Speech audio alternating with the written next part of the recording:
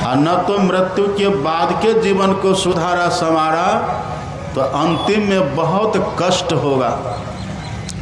एक बात आप कहिए, राम भगवान झूठ भी बोलते होंगे, ऐसा आपको लग रहा है? राम झूठ बोलते होंगे कभी? आप पढ़िएगा, रघुकुल रीति सदा चली आई, अब प्राण जाई पर वचन न जाई। भगवान के जीवन का ये नियम है। राम कभी झूठ नहीं बोलते, राम कभी दो बात नहीं बोलते, राम एक बात बोलते हैं, सदा सत्य बोलते हैं। राम का कहा हुआ कभी टलता नहीं है, राम का बोला हुआ कभी परलोक को नहीं सुधार लिया, यहाँ के जीवन को भी ठीक ठाक हमने नहीं किया, मानव तन में रह करके हमने मानव जैसा नहीं जिया, तब भगवान कहते हैं परिणाम आए। इतने पर भगवान छोड़ नहीं दिए, आगे आपने और क्या सुना? भगवान ने यह भी कह दिया यदि परलोक को नहीं सुधारिएगा, नहीं संवारिएगा, तो अभी तो मानव का शरीर मिला हुआ है, अभी तो मानव का तन मिला हुआ है जो साधन धाम है। अब बाद में क्या मिलेगा? भगवान ने कहा आत्महन गति जाय। आत्महन गति जाय का मतलब क्या होता है? आत्महिंसक की गति में जाना। आत्महिंसा जहर खा करके मर जाता है, कोई जहर खा करके मर जाता है, कोई कुआं में डूब करके मर जाता है, कोई ट्रेन में कट करके मर जाता है, कोई फांसी लगा लेता है। अपने से अपनी हत्या कर लेना, अपने से अपना वध कर लेना, इसी को बोलते हैं आत्महिंसक की गति। इसका फल क्या होता है? अपने से जो अपनी देह को नष्ट करता है। भगवान कहते हैं यदि मानव तन में रह करके इस जीवन को हम ठीक नहीं किए, मनुष्य जैसा जीवन हम नहीं जिए और मृत्यु के बाद के जीवन का भी हमने प्रवाह नहीं किया, उसको भी हमने नहीं संवारा, तब फल क्या होगा? भगवान कहते अपने से अपनी हत्या करने वाले को जो फल मिलता है, अपने से अपनी हिंसा करने वाले को जो फल मिलता है, वो फल आप और हम लोगों को मिलेगा। क्या फल मिलेगा? साहब ने वर्णन क्या लिखा, आप पढ़ लीजिएगा। संत कबीर साहब कहते हैं पहला जन्म यदि भजन नहीं किए इस जन्म में, हमने मानव जीवन को नहीं सुधारा, नहीं संवारा, फल क्या होगा? कबीर साहब कहते पहला जन्म भूत के पई हो। भूत प्रेत की योनियां हम लोगों को मिलेगी। भूत प्रेत ही है आत्महिंसक की गति। भूत प्रेत हम लोग बन जाएंगे। अब भूत प्रेत के लिए सब जानते हैं कि नहीं? भूत प्रेत को बहुत कष्ट होता है, बड़ी पीड़ा उसको होती है, कहीं भी चैन से स्थिर होकर के रह नहीं सकता, छटपटाते रहते, तिल मिलाते रहते, और एक दो दिन की बात नहीं होती, वर्षों। कबीर साहब तो कहते 7 जन्म पछतई हो। एक तो वर्षों की आयु होती है भूत प्रेत की, और दूसरी बात 7 बार उनको लगातार भूत ही भूत, भूत ही भूत बनते रहिए। आप कल्पना करिए कितनी पीड़ा होती होगी। एक बात और देखिएगा, आपने गांव घर में देखा होगा जब किसी व्यक्ति को भूत प्रेत लगता है ना, जब देह पर सवार होता है ना, भूत प्रेत लगता है ना गांव घर में, आप देखिएगा जब किसी को भूत लगता है ना, तो वो सबसे पहले पानी मांगता है, पानी चाहिए, पानी दो, पानी। और उसको आप लोटा में पानी भर करके देते हैं पीने के लिए, लोटा भर पानी पी लेता, लेकिन तब भी उसको तृप्ति होती है? तब भी तृप्ति नहीं होती। पानी तो गटागट वो पी गया जिसके ऊपर वो लगा हुआ है, पर प्रेत को उससे तृप्ति नहीं होती है। कैसे तृप्ति नहीं होती है? आप पढ़ेंगे, हम लोग पढ़ते हैं, देखते हैं, सुनते हैं महापुरुषों की वाणियों को। आप पढ़ेंगे ना भूत प्रेत के लिए, प्यास उसको बहुत लगती है। अब वो जो पानी पीता है, जहाँ पानी जाकर के उसको संतोष होगा, जहाँ पानी जाने से उसको तृप्ति होगी, उस जगह पर पानी जाने में बड़ी कठिनाई होती है। अब प्यास बहुत लगती है। हमने ये भी सुना है भूत प्रेत का पेट बड़ा होता है, प्यास बहुत लगती है, लेकिन पानी कितना जाता है। बबूल का कांटा आप देखे होंगे, बबूल का कांटा, बबूल का कांटा लीजिए और उसको पानी में डुबाइए और डुबा करके उठाइए उसको, उसकी नोक पर जितना पानी आता है ना बबूल के कांटा के नोक पर, उतना पानी भूत प्रेत के गला में कई दिन में जाता है। अब प्यास बहुत लगती है, वो छटपटाते रहते, कहीं चैन से नहीं रहता, बड़ी पीड़ा होती है। भगवान ने कह दिया कि हे मेरी प्रजाओं, ये मानव का तन जो मिला है इसकी बड़ी महिमा है, इसकी बड़ी महिमा है। इसमें मोक्ष का द्वार लगा हुआ है, 84 लाख योनियों से छूटने का द्वार लगा हुआ है। और साथ साथ देखिए भगवान का संकेत और क्या है, इस देह से भी छूटने का द्वार लगा हुआ है, मोक्ष का द्वार। आप कहेंगे कि बाबा, जब भगवान ये कहते कि बड़े भाग मानुष तनु पावा, जब भगवान इस मानव तन की महिमा का बखान करते हैं, तब फिर देह से छूटने की बात क्यों करते हैं? जब ये मानव का तन बड़े भाग से मिला है, ये मानव का तन देवताओं को भी दुर्लभ है, ये मानव का तन देवता भी चाहते हैं, ये मानव का तन सभी जीव चाहता है, तो वो तो हमको मिल ही गया है, फिर इससे छूटने की बात क्यों है? भगवान क्यों कहते मोक्ष कर द्वारा? मोक्ष का अर्थ होता है छुट्टी, मोक्ष का अर्थ होता है छुटकारा। तो जब देह हमको सुंदर से मिल ही गई है, इससे हम छूटे क्यों? बहुत ध्यान से सुनिएगा। देखिए, पहली बात तो ये है, ये शरीर सब दिन रहेगा, रहेगा सब दिन? सब दिन नहीं रहेगा। अच्छा, कब छूटेगा सो जानते हैं? सब दिन रहेगा तो नहीं, पर ये छूटेगा भी कब किन्हीं को पता है? कोई नहीं जानते हैं। आप पढ़ेंगे संत गुरु नानक की वाणी। संत गुरु नानक कहते हैं, नहीं बालक नहीं यौवने नहीं वृद्धि कछु बंध, वह अवसर नहीं जानिए जब आए परे जब फंद। शरीर मिला है, सुंदर है, ये छूटेगा, जरूर छूटेगा। जातस्य ध्रुवो मृत्यु ध्रुवं जन्म मृतस्य च। भगवान कहते हैं जिसका जन्म होता है उसकी मृत्यु ध्रुव निश्चित है। तो हम मरेंगे, शरीर हमारा छूटेगा, लेकिन कब मरेंगे ये किसी को पता नहीं है। आप देखते हैं ना गाँव घर में कितना बच्चा तो माँ के पेट में जन्म लेने के पहले ही मर जाता है, हम मर करके तब जन्म लेता है। और कितने बच्चे को आप देखिएगा जन्म लेने के समय तब वो मर जाता है, मरता है ना। देखिएगा जन्म के समय इतनी पीड़ा होती है ना बच्चे को, बच्चा कई बार मर जाता है, कई बार तो माँ की भी मृत्यु हो जाती है जन्म के समय, इतनी वेदना होती है, इतनी पीड़ा होती है। और कितने बच्चे की छठी नहीं होती कि छुट्टी हो जाती है। कब कौन मरेंगे, कितने जवान भी परवान चढ़ जाते हैं। अब बूढ़े का तो सब जानिए रे, वो पका हुआ फल है, कब टपकेगा कोई ठिकाना है, तो मरेंगे जरूर। तो ये मुक्ति के द्वार का भाव क्या है?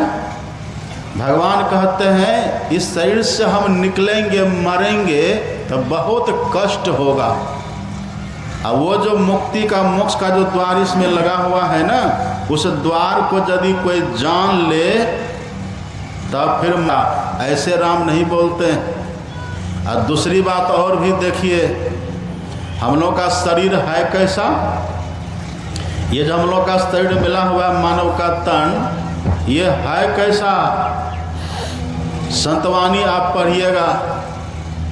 एक संत अपने यहाँ हुए गुरु गोरखनाथ जी महाराज। गुरु गोरखनाथ जी कहते हैं ये जो शरीर है ना कैसा है? सप्त धातु का काया पिंजड़ा, सप्त धातु का काया पिंजड़ा, तामाही जुगति बिनु सुआ। सतगुरु मिले तो उबरे बाबू, नहीं तो परले हुआ। 7 धातुओं से हमारा ये शरीर बना हुआ है। रस, रक्त, मेद, मज्जा, मांस, अस्थि, ये 7 धातुओं से हमारा शरीर बना हुआ है। ये देह बनी हुई है। इसी देह में आप और हम जो जीवात्मा है ना, ये तोता की तरह, सुग्गा की तरह इसमें पड़े हुए हैं। आप कहिए पिंजरा में यदि तोता कैद हो तो तोता को अच्छा लगता है? सुन रहे सब मेरी बात?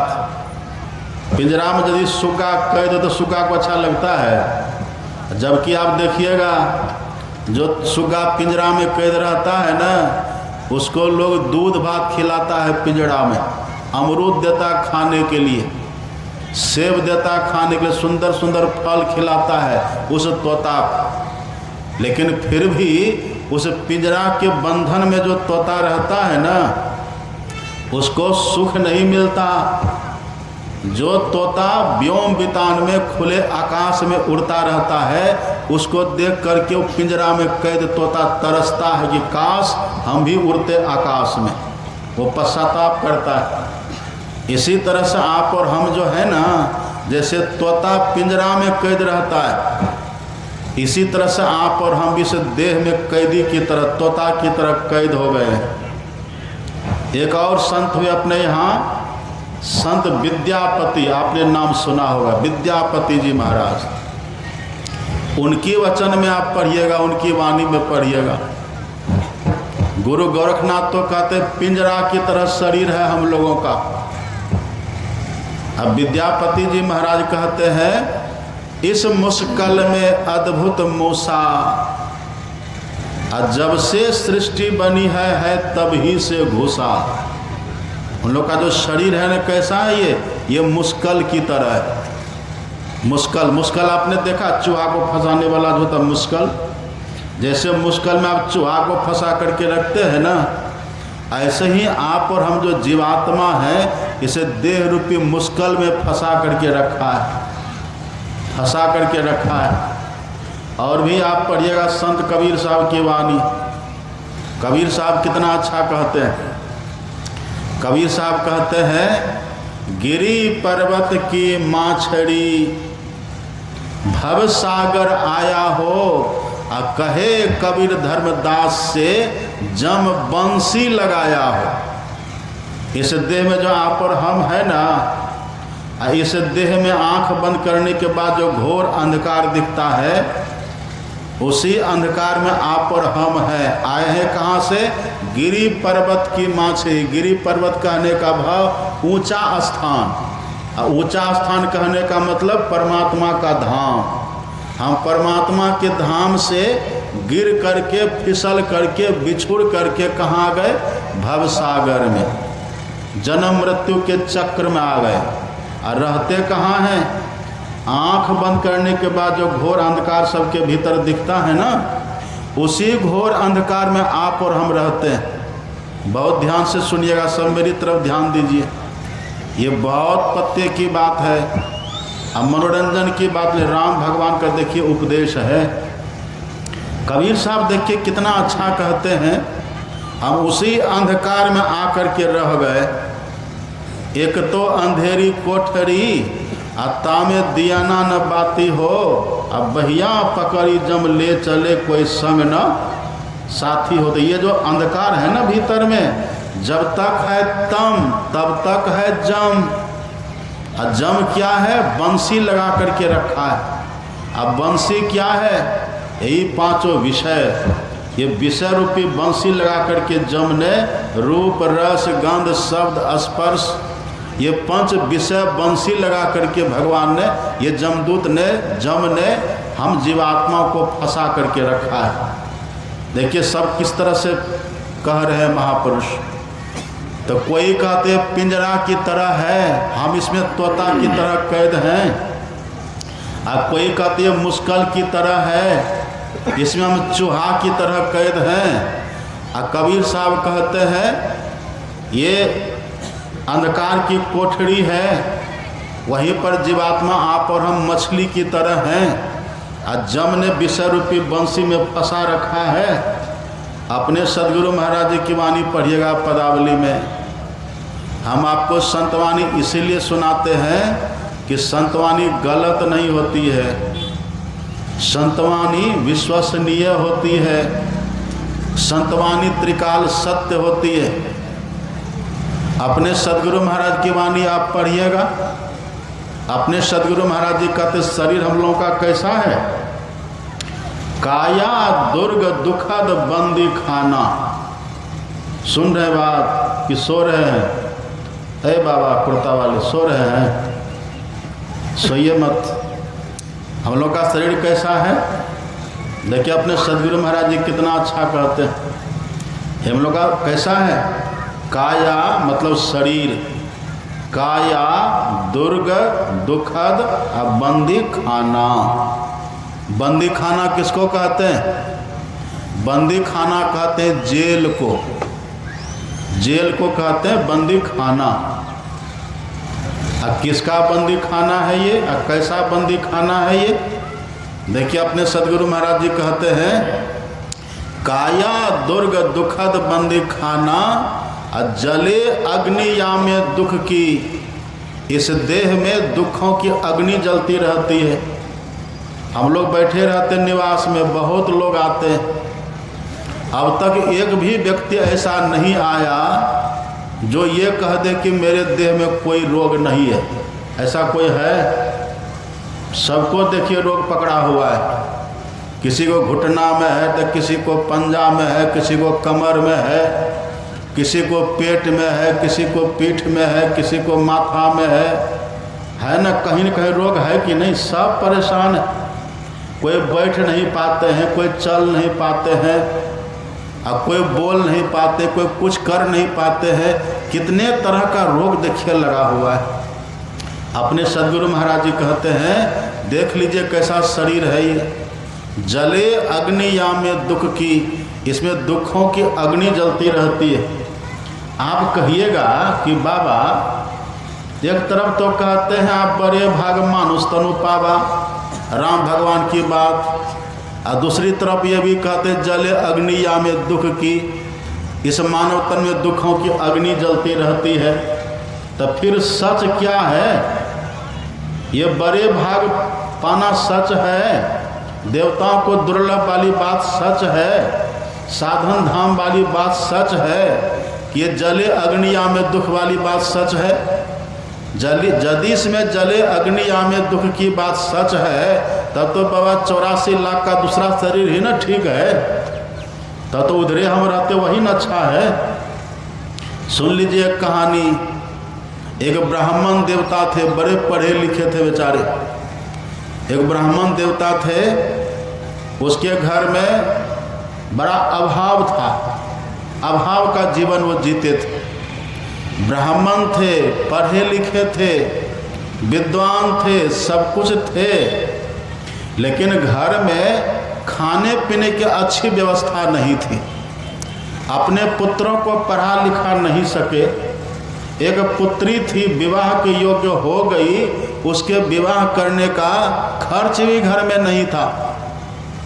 ब्राह्मण देवता ऊब गए और दूसरों से कर्जा ले करके घर चलाते रहे। अब इतना कर्जा हो गया, कर्जा चुकाना उसके लिए असंभव हो गया। तब ब्राह्मण देवता ने देखा करे इतना अभाव का जीवन, इतना कर्जा और लोगों का इतना दुत्कार, ये कैसा जीवन है? इससे तो अच्छा है कि हम मर जाएं, वही ठीक है। ब्राह्मण देवता घर से निकल गए।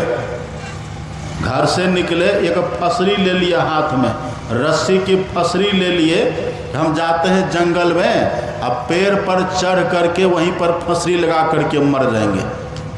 अब चले गए जंगल। इधर देखिए देवताओं के राजा हैं इंद्र।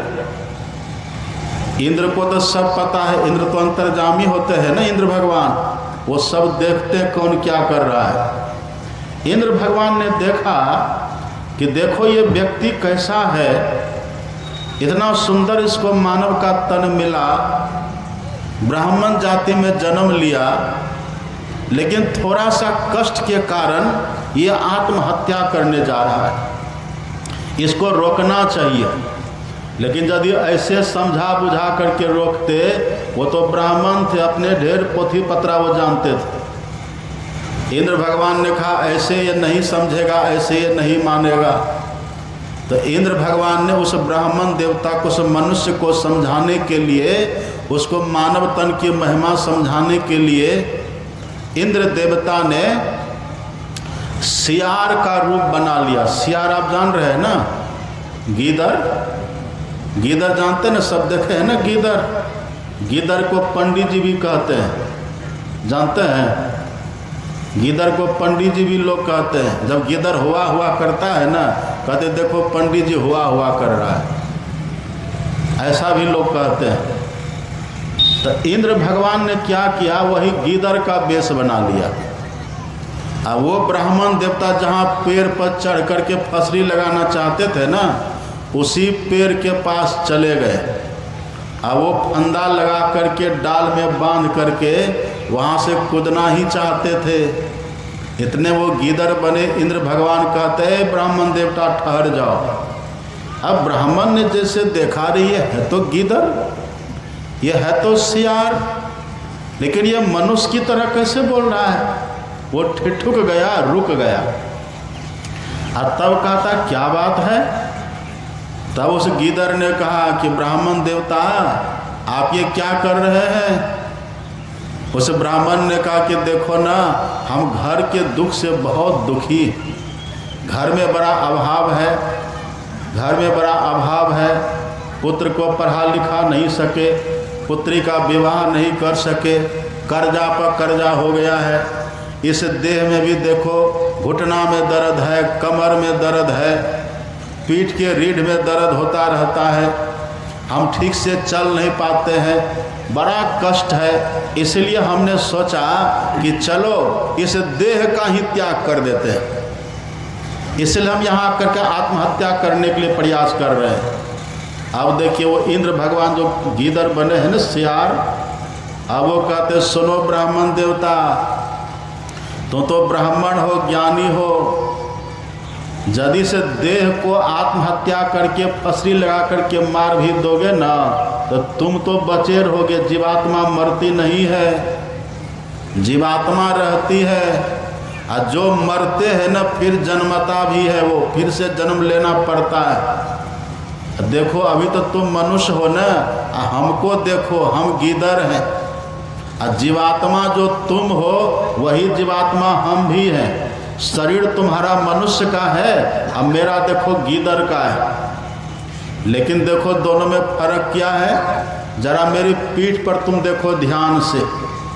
अब ब्राह्मण देवता ने वहीं पेड़ पर बैठे बैठे जब गीदड़ के पीठ को देखा, तो देखा गीदड़ के पीठ पर घाव हो गया है। घाव में कीड़े खदबद कीड़ा कर रहा है, रक्त बहता है, पीप बह रहा है। उस गीदड़ ने कहा कि देखो कैसा घाव हो गया है।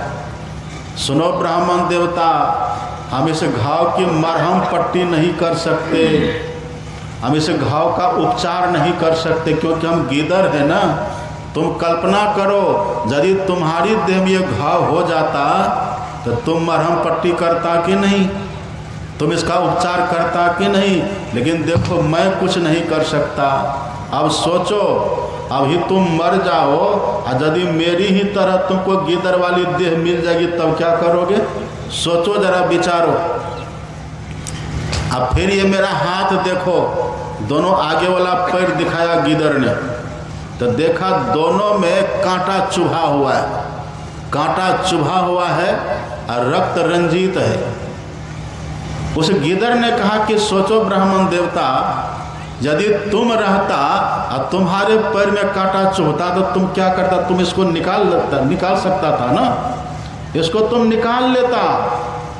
पर देखो मैं गिदड़ हूँ, मैं सियार हूँ, अब मेरे पैर में देखो कांटे चुभ गए हैं, मैं चाह करके भी नहीं निकाल सकता। मैं कांटा को निकालने में असमर्थ हूँ, पर मेरी पीड़ा का तुम अंदाज़ा लगाओ, मुझे कितना कष्ट, कितनी पीड़ा हो रही है। तुम सोचो, अभी तुम मर जाओ, अब मर करके कहीं है गिदड़ वाली देह तुमको मिल गई तब, अरे अभी तो तुम मनुष्य हो, घाव होगा मरहम पट्टी करवा लोगे, कांटा चुभेगा निकाल करके उपचार कर लोगे। तुमको देखो भूख लगती है तो तुम समय से भोजन कर लेते हो, मानव तन में हो। ठंडी तुमको लगती है कपड़ा ओढ़ लेते हो, गर्मी लगती है पंखा चला लेते हो, सब व्यवस्था कर लेते हो। काम करते करते थक जाते हो, विश्राम कर लेते हो। नींद आती है तुम सो लेते हो, सब व्यवस्था देखो कर लेते हो। पर कल्पना करो, यदि मेरी जैसी देह तुमको मिल जाएगी तब ये सब कर पाओगे? सोचो इन सब बातों। तब ब्राह्मण देवता को ज्ञान हुआ, करे बात तो ये ठीक कहता है, बात तो ये सच कहता है। का थोड़ी सी मेहनत यदि हम करें तो इस मानव तन में हम ठीक से रह सकते हैं।